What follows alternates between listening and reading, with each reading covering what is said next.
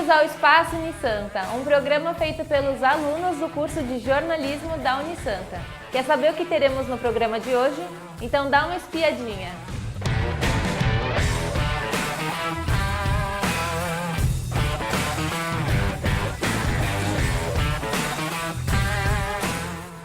Há 36 anos, as atléticas da Baixada Santista e do Litoral sentem a emoção de participar dos Jogos. O consistório do Complexo da Santa Cecília recebeu os representantes das faculdades desse ano. O 36º Jogos da Unisanta já está batendo na porta.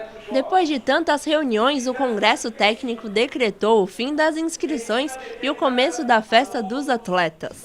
Eu acho que acima de tudo agora é eles estarem atentos ainda a algumas datas, como o prazo da entrega da relação nominal dos atletas, dos candidatos a rei e rainha. Então a gente tem ainda algumas datas importantes até chegarmos na data da abertura oficial. Papéis na mão, dedos cruzados e olhos grudados no telão.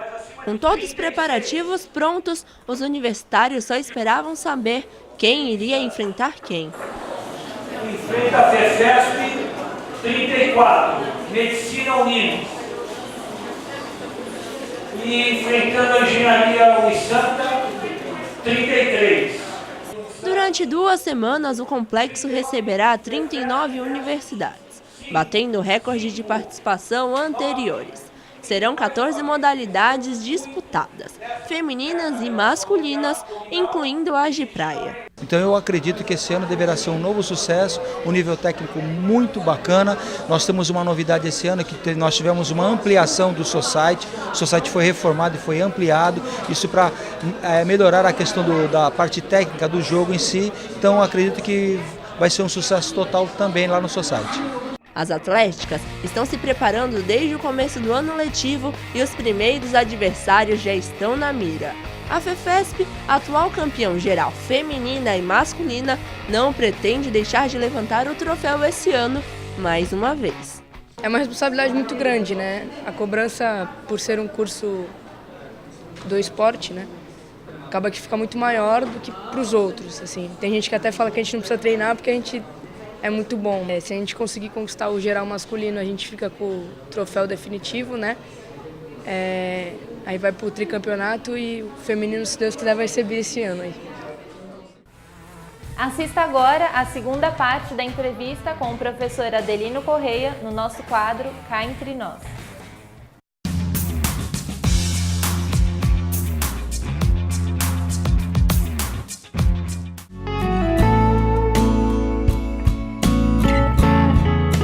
É muito complicado você comparar, quando eu falo assim, tem 500 candidatos por vaga, é um número muito alto. Mas eu também falo na sala de aula. Quanto desses 500 realmente estudaram? 5. Então a coisa muda brutalmente e a pessoa tendo essa dedicação, ela insistindo, ela consegue o lugar dela. Não é uma questão de estudar de um jeito. O estudar é muito pessoal, mas a questão da dedicação é que mais pesa. O ideal é o candidato misturar um relaxamento, tentar dormir bem, coisas que às vezes não dá, e trabalhar com os tópicos principais. Mas de véspera da prova, não estudar. Porque você vai para uma prova já com a mente bem cansada e você não vai produzir legal.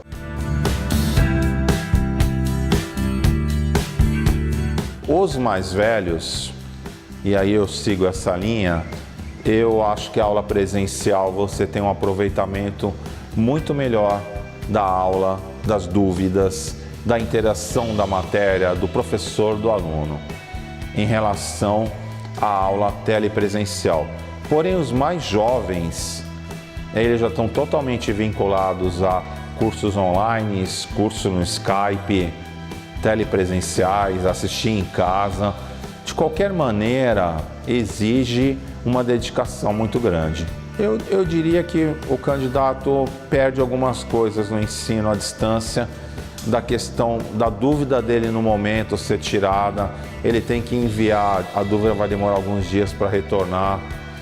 mas eu não vejo, se ele tiver uma dedicação, mesmo no ensino à distância, que ele consiga ter sucesso. Mesmo porque o ensino à distância está pegando pessoas muito longe.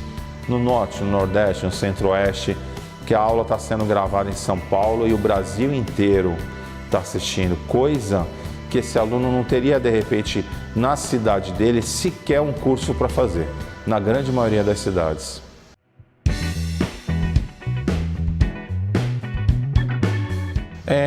Nós temos algumas bancas bem famosas no Brasil. A ESAF, a Carlos Chagas, a VUNESP. Essas bancas têm a prova com 5 alternativas. E normalmente ele pede uma certa ou a errada. Já está pegando na questão de entender a pergunta. A língua portuguesa está fazendo muitos candidatos serem reprovados, muitos. E tem uma outra banca, que é a CESP-UNB, que na minha opinião ela é mais puxada, porque ela não é de 5 alternativas, ela é de certo ou errado. Então você tem 200 itens de tudo que é matéria e vai responder certo ou errado.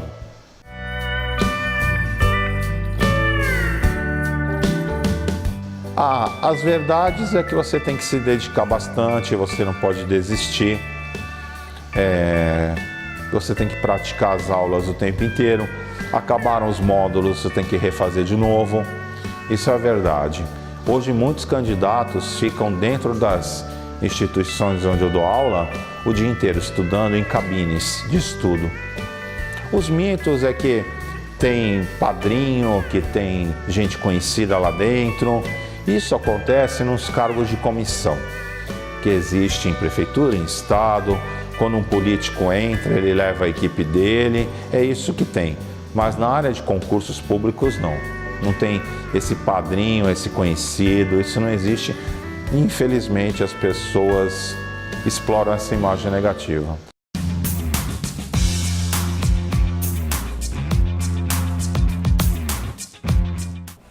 A queda do Muro de Berlim completa 30 anos em 2019. O muro foi símbolo da Guerra Fria e para entender essa história nós vamos mergulhar no tempo.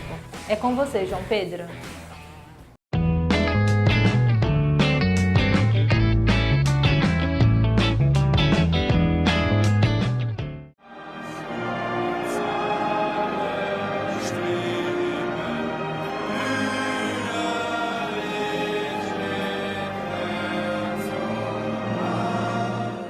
A Alemanha de hoje é marcada pela liberdade, igualdade e fraternidade. A seleção de futebol é um exemplo que não há mais diferenças. Mas nem sempre foi assim. Após a derrota na Segunda Guerra Mundial, o país passou por um momento muito difícil na sua história. Da noite para o dia, surge uma barreira que separa amigos, famílias e toda uma nação. O Muro de Berlim começou a ser construído no escuro da madrugada no dia 13 de agosto de 61. O objetivo do governo da Alemanha Oriental era controlar a saída das pessoas para o lado ocidental. Mas para entender essa história, precisamos de um mapa. A Alemanha perdeu a Segunda Guerra e os países vencedores decidiram cortar a pizza no território. Estados Unidos, Grã-Bretanha e França para um lado, União Soviética para o outro. Porém, a capital alemã ficava no lado comunista.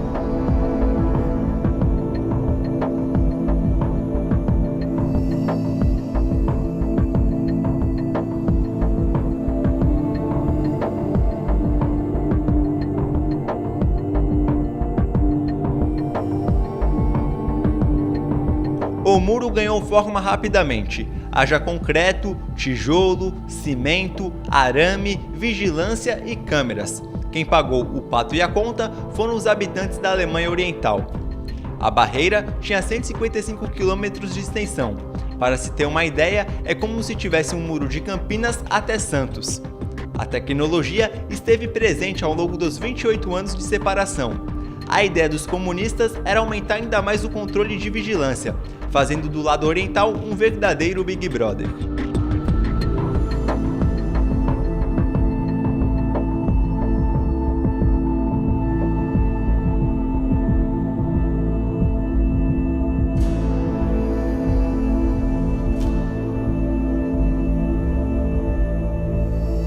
Pelo menos 136 pessoas morreram ao tentar atravessar o obstáculo.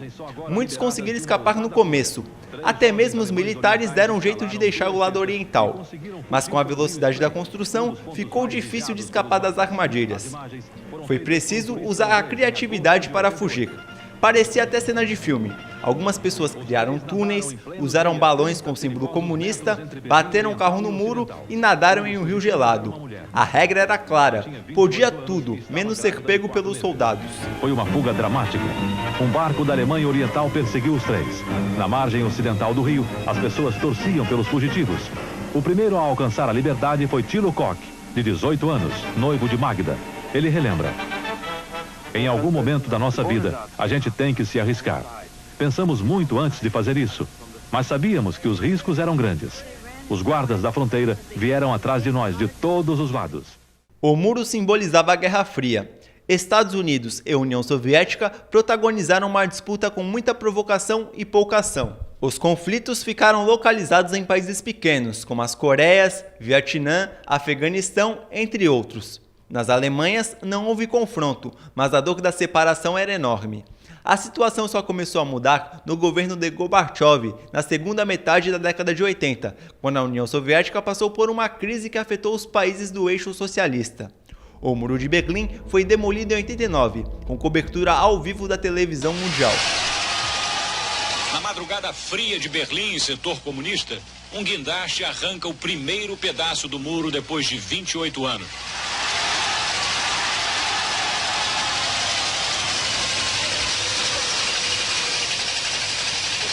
Um momento tão importante que até o operador do guindaste entendeu o valor de distribuir pedaços do muro como souvenir. Ela diz que este pedaço do muro ela pretende guardar para sempre.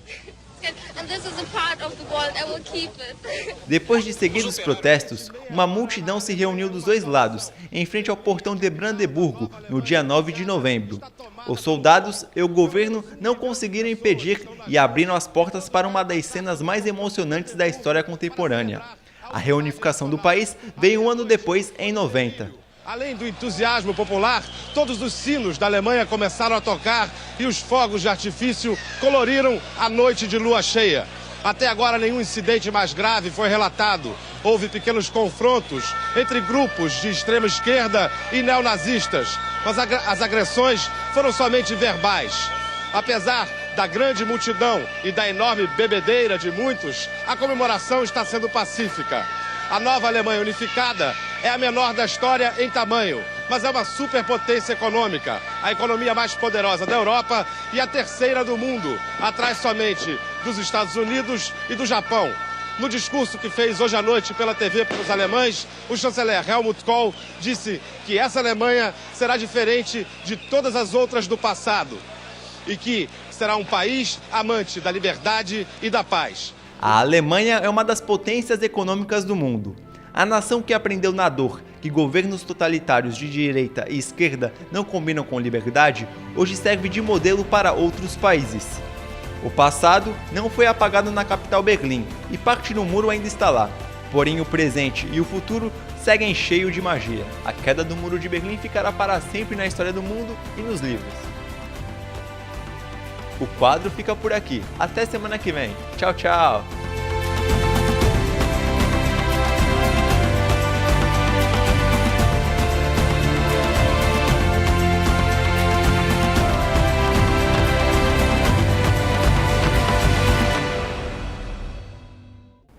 E a gente termina essa edição com imagens do troféu dos Jogos da Unisanta, que foi apresentado nessa manhã à direção.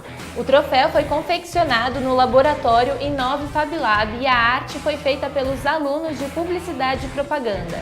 E já vai se preparando para a maior competição universitária do estado. Tchau!